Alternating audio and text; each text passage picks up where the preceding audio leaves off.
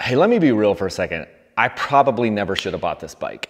So why do I say I never should have bought this bike? Well, it's because I spent like 10 years making an enduro single track following, and I listened to a bunch of people that were emailing me, begging me to get this bike. But then once I got the bike and started doing content on it, like, you guys just didn't care. And I get it. Like, I totally get it. Oh my gosh, I've got a freaking rock. I had a rock under the plastic. I'm like, I look here and I saw just like the underside of a rock hanging out from my plastic. I've ridden this bike at the track. I've ridden this bike in the desert. I've ridden this bike on trails. I've ridden it on tight single track. I've ridden it in a lot of different environments. So let's talk. Let's talk about the Stark Varg up in the mountains. And I chose to take it on the nastiest, loosest, rockiest trail I could totally find. I do not have the right tire on for this. I am running tubeless, but I'm running a Dunlop AT81, which is it's a harder compound tire than what I'd normally run. And this thing struggled for traction. I'll tell you what, this bike is amazing in the desert. This bike is really freaking amazing on the track. It does leave some things to be desired in the mountains. I ended up dropping the horsepower all the way down to 25 horsepower. Sorry, I got tons of horseflies here. I haven't sprayed some mosquito repellent, but it's not helping. I dropped it all the way down to 25 horsepower so I could just try to get some traction to the ground. And there are pieces of that electric, the way the electric power comes on, that are very good for traction. Like, this is the best hill climbing bike I've ever had, but that's when I'm going fast and faster. When the speeds are slow and you're digging through just like deep sections of super loose rocky stuff, this bike struggles a bit. It struggles with traction. I can't put the power down exactly when I want to. I want a clutch to be able to modulate the power. I'm gonna continue to do this, guys, because there's deer flies everywhere. The other thing, I moved the clickers on my forks all the way out to get them softer, but then they were diving into, like, when it was super, super steep and it was like really like loose rocky stuff. As soon as that front tire would grab it all, forks would dive, and then I'd have a problem. I don't know if electric is gonna take over. Like, I see problems with it. I don't want electric to take over. I want to be able to still ride a two-stroke into my 70s, but the technology has been coming fast and hard, and there are certain pieces of this bike that are absolutely freaking incredible. This is the full review of the Stark Varg. I've had it for months. I'm giving this bike away if you want to enter to win this bike, and there's very few people entered to win it. Fewer than any sweepstakes I've ever done, for a few reasons, because I didn't advertise on Facebook or Instagram, and because my audience doesn't care about this bike. But if you want to get entered to win this bike, do it before July 31st. You only have a couple hours, July 31st, 2024. Grab this shirt off my website, grab a microfiber towel that are sweet, grab a hat, or use my links to Rocky Mountain ATV. It's automatic entry with all those purchases, with all those methods. And if you got this bike, if you want it and you didn't want it, sell it. It's worth a freak ton of money. Anyway, so welcome to the full review of the Stark Varg. I do feel the weight of it. It's 265 pounds. Up in the mountains, I feel the weight of it. When I'm on the track, I don't feel the weight of it. When I'm out on the desert, I don't feel the weight of it. But when I'm about to tip over in these different sections and these different scenarios here up in the mountains on switchbacks and stuff, I do feel the weight. I felt it today. There's a lot of good stuff. I'm gonna start out with the good stuff, because you guys probably are thinking I'm gonna start out with the bad stuff, but I'm gonna start with the stuff that's good about the bike, and then this is gonna be a long review, okay? Here's the deal. If it's too long, did not watch. If you're a track guy and you're just gonna ride this at the track and you don't mind maybe even taking a generator to the track to charge this thing in between motos, then this thing is pretty freaking amazing. If you're a single track guy, this is not gonna be the bike for you. It just isn't. If you're a tight technical guy, this is not the bike for you, okay? So there you go. Let me pull up the things that I'm like were amazing about this bike. So first things first, on the MX track, and that's where they designed the bike, this bike is absolutely freaking incredible. The way that the power comes on and how linear and electric it is absolutely stunning. The fact that you can dial in any power that you want, any horsepower between 20 and 80 is absolutely insane. This is the fastest bike I've ever ridden by far. You get this up to the 60 horsepower mark, and I didn't do this on the track. It's bloody scary, so scary. At 80 horsepower, it's unrideable. 80 horsepower. Oh my gosh! Holy!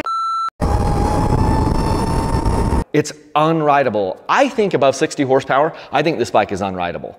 But when I'm, the power setting that I liked the most, whether I was at the track or off-road or whatever, was between 40 and 45 horsepower. I love the way the bike delivers the power in that power range, and it's pretty freaking amazing. And on the track, you just like have power for days, and power, you go out of a corner. Like there's a kid that was racing one of these in the series that my son was racing, motocross. He was a great rider, right? But he would ride it at 43 horsepower because he's racing 254 strokes. He'd get a really good start down the start straight, and as soon as he'd hit that first corner, boom, he'd roll on and he would just explode out of the first corner and leave these gas bikes behind. It was insane. But anyway, on the track, this thing is amazing. The forks are actually very good.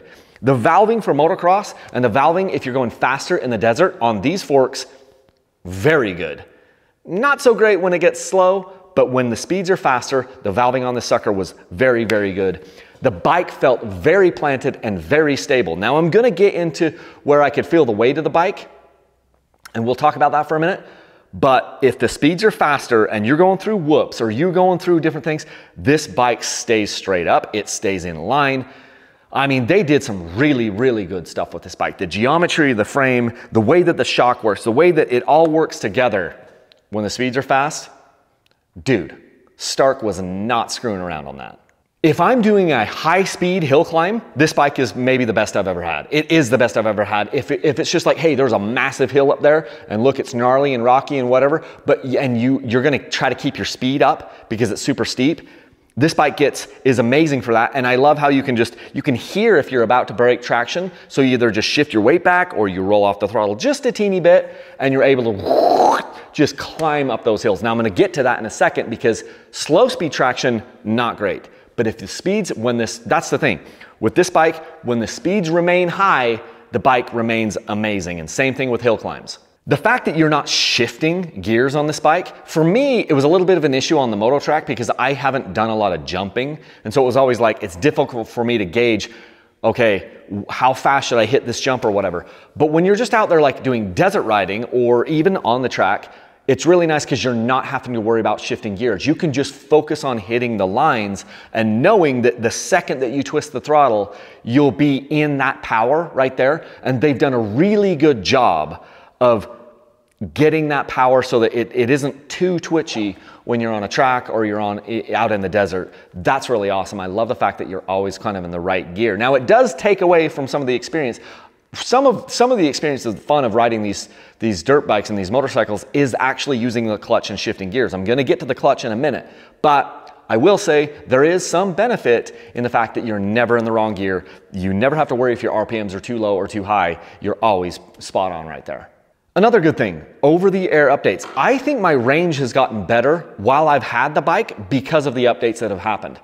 And so the range, when you first get to a track, the range is like the times that I've gone to a track when it's really deep and like torn up and you know, loamy and everything, it sucks the power so fast from this bike. Like it sucks it immediately if you're in deep sandy stuff or deep loamy, like a track at the beginning of the day, it sucks the power so fast. Once the lines start to break in, the range actually starts to improve. And if you're out there on single track where you're not like pushing through a bunch of really, really loose dirt, the range isn't super horrible, but I think it's getting better with some of the over-the-air updates. Another over-the-air update, which is really great, is they put in a reverse mode into this thing. It's great unless you don't know about the reverse mode and you actually get into the reverse mode and you're on a super steep hill and then you hit the throttle and the thing is dragging you backwards. I also found out the freaking thing can go in reverse. I didn't mean to do that. But if you get it down in like first, like in power mode 1, and then you hit the down button, the bottom button again, the light starts to flash purple or whatever, and then it starts to roll the tire backwards, which is actually really, really cool, except for if you didn't know that was gonna happen. And now I'm on a hill and I'm trying to get the bike, I tipped over, the bike was on top of me, I got the bike off me, and then I'm trying to go again, and I'd hit the button, like accidentally, and now the bike is rolling backwards, and I'm hitting the gas, and it's rolling backwards, and I'm trying to fight it, and then I realized, oh, I'm actually in reverse. That did happen to me one day, and I was cussing. I might have said some swear words, but it's really actually cool. They've got it so that the bike will go in reverse. Let's see if I can turn it on here and show you. Okay, so then I'm gonna hold this down. So now look at this. The bike, that is going in reverse. It's like a crawl mode. This is floored in reverse. It's like a crawl mode for reverse. And then you can hit it into forward. You can do a crawl mode forward. That's floored in forward mode, forward crawl mode. That's actually, I'm gonna shut this thing so it's not making a bunch of noise. That's actually a really cool thing. And that came as an over-the-air update. And there's not that many times I want reverse on a bike. I've never actually, because it's never been an option. But the fact that they were able to do that and just give you, hey, here's a new feature for your bike, that's freaking incredible. And I've never had that with a dirt bike. So kudos to Stark for doing that. I just wish I'd have known that it was gonna happen before it happened to me on a hill.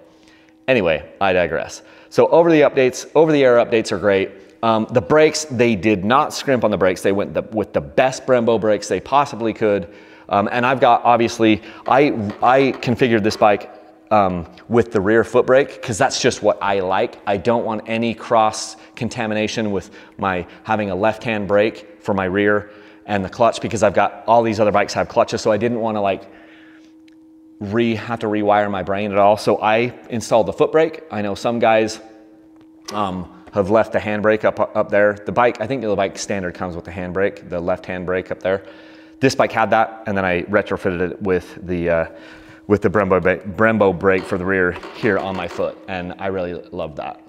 Okay, let's get to the things I don't like about the bike, and these are the things that I think I need some improvement, and I don't know how all of these things get improved.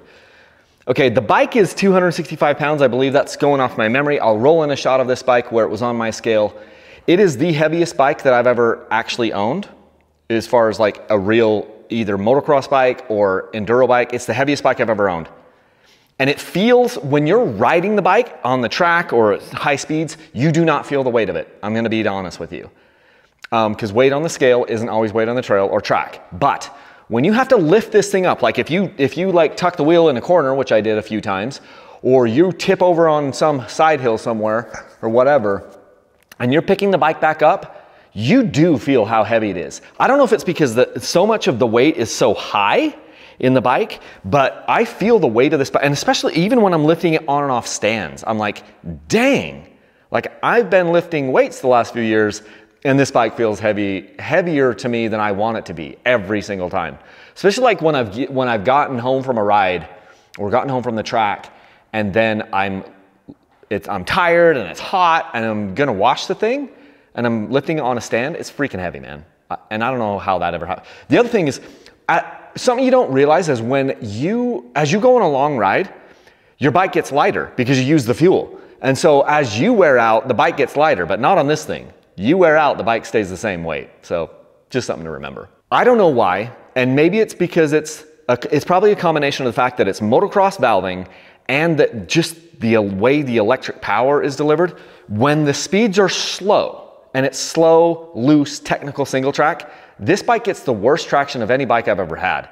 There was one ride, I had it clear down to 25 horsepower just to try to get any traction.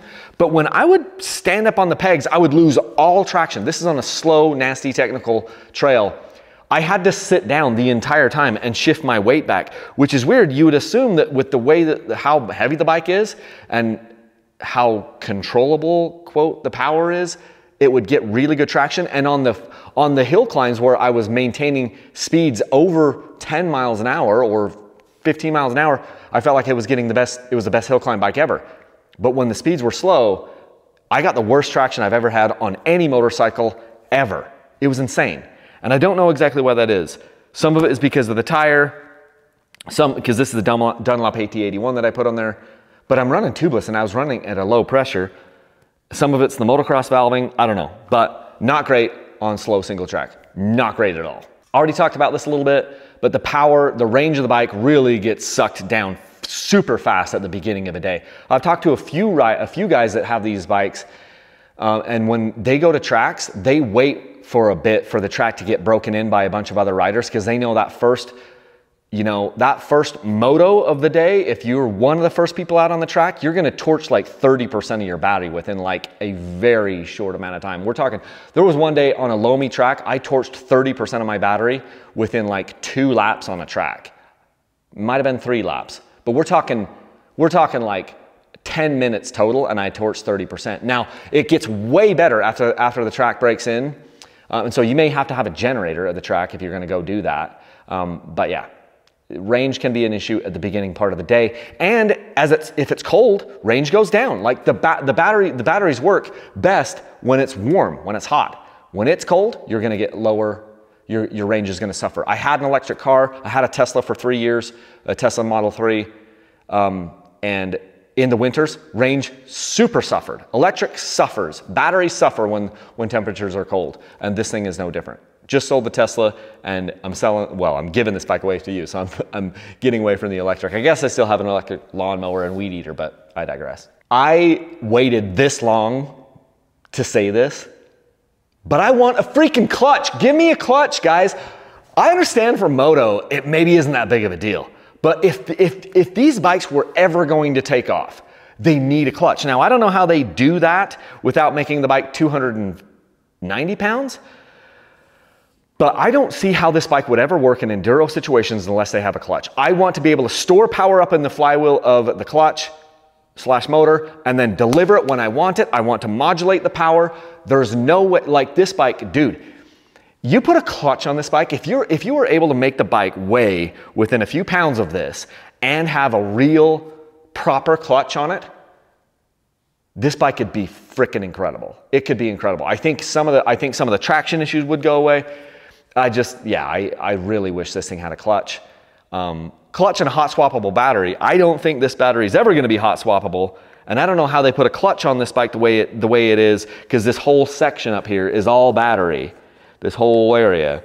I don't know how they do that because it doesn't look like there's room to build something else in where this bike has a clutch, but I want a clutch. Here's another thing I hate. These kickstands that have this cam here where as soon as you let go, it goes up. Those are freaking annoying. So whenever you're putting the bike on the stand, you have to like reach over, hold the kickstand down, and then put the weight of the bike on it. And then as soon as you lift the bike up, take the weight off of it, it flips up. I know you can disable this, but I hate it.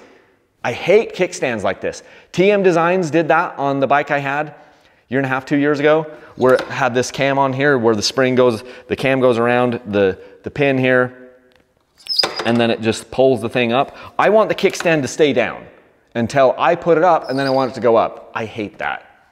I hate that. But, you know, that's the thing. Here's another deal. Well, while I got these in my hands, these tubes, it's like a paper thin tube that they put in the tires. I know they did this to try to keep the weight down on the bike because they're like, we've already made the heaviest bike ever. Same thing with the foot pegs. They make foot pegs. These foot pegs, I know these will break. These are not strong enough. They're like, we made the lightest foot pegs ever. Well, you made the easiest to break foot pegs ever. Like I was so ginger with these, I'm surprised I didn't break them off, but I only clipped them like one time. But if you hit that very hard, that would break. They knew they were making a heavy bike, so they made the lightest kickstands ever, or I mean the lightest foot pegs ever, and they put the lightest, cheapest tubes you could possibly get. These things are garbage. I'm just gonna say the tubes that they put in this bike are garbage. And I kept these things because I converted the bike to tubeless. I kept these things for so many months just so I could show them to you on this video. This is the cheapest material for a tube, the thinnest, cheapest material I've ever seen in a tube. And I've been doing this for a long time. Here's another fail. Charging. So you put your bike on the stand. See, I have these wheeled stands that I like. Here's your charger, okay? This cable, this charging cable is not long enough. It barely fits into the charging port up here. You have to have the bike in just the perfect spot, and then it's barely, like you're pulling the cable so much to stick it in there. If they would have given us 6 more inches on this thing, it would be a non-factor. But this frickin' thing is too short. That is such a dumb idea. So what I've mostly done is I've just put my stand on its side like this and moved it right over here. And this actually gives me more. If the stand is on the side like that, then this thing actually goes into my charger better, the charging port better. Here's another fail. So honestly, well, they did this in Europe. This plug does not work for the United States. So what you end up doing, you either get an adapter to charge at like 40 amps, You get an adapter for this so you can charge like almost like out of like a dryer outlet here in the US, or you buy this adapter for an extra, like luckily the dealer had this when I picked up my bike. And so I bought this for like $50. And then I can plug that into a standard US outlet right here. Do this, you'll see it. Standard US outlet. So, and I thought that was gonna be a problem because then the bike, so you have different ways to charge the bike. If you're charging this if you get the right adapter for this, so you're not charging at 110, you'd be charging at like a 220 volts with maybe, I don't even know, maybe 30 or 40 amps. This bike will charge faster. There's a couple different charge settings. You can do a fast charge or a slow charge. And I was like, great, so now I have to retrofit or whatever if I wanna charge this thing faster. But I found I didn't usually wanna charge it faster. By the time I was done with the ride, I'm like, I just charged it usually on the slow charge, like as slow as I could charge it, because I know that if you fast charge batteries a lot, it's not great for them for the longevity. So I only ever charged this at 10 amps. And a lot of times I was charging it at 3 amps on the slow charging just with this. So ultimately, the fact that they put the charger in the charging stand, I think is actually pretty nice. The charger into the stand, I think is pretty nice. And all this stuff can go in here. You can put all the stuff inside of here and then, you know, put a cover on this charger. That's all good. They just need to make this longer, okay? I think that overall, the charging is fast enough for me, even though I'm not actually charging this at the fastest that it can charge. And you ask, well, how long does it take? It's gonna vary. It will take anywhere, you know, depending on how much you've got in here, it may take anywhere from 2 to 4 hours to charge the battery fully. And I know you could charge it way faster if you did things, if you retrofitted, you know, if you were doing it basically out of a dryer outlet, you could charge this thing much, much faster. So I'm not going to complain about the charging speeds. I'm just gonna complain that that charging cable is not long enough. And that's a problem. Hey, thanks for watching my review of the Stark Varg. A lot of good stuff here. And this was a long video. If you're still watching this thing, by the time we're at this point of the video, you're one of the true fans, and I just wanna thank you from the bottom of my heart. This bike was a bad business decision for me to get because I'm losing my shirt on the giveaway on this thing. This is the worst giveaway I've ever done, and it's not even close. But you can enter to win this thing if you're doing this before July 31st at midnight, so you don't have a whole lot of time. And you can enter to win this bike. I'm gonna be giving this away. I don't think I'll ever buy one of these things ever again because people didn't really care what I had to say about it.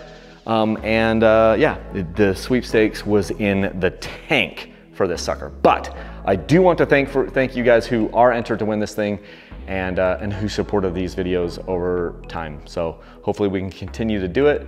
But if I keep making business decisions like buying bikes like this, it will not work. This bike didn't work. Anyway, my learning experience. So anyway, thank you guys for watching, and until next time, leave a single track.